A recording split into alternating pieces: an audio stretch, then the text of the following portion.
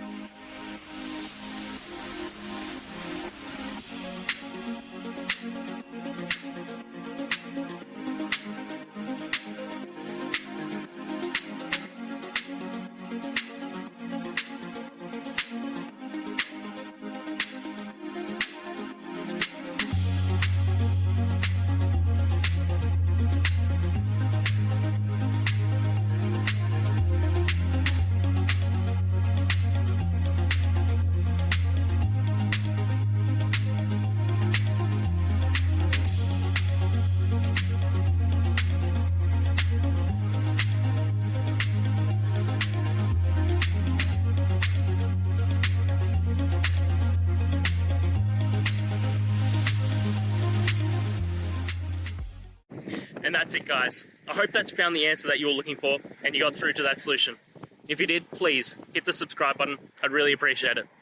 And until the next time you have a technical issue, I'll see ya. Have a good one.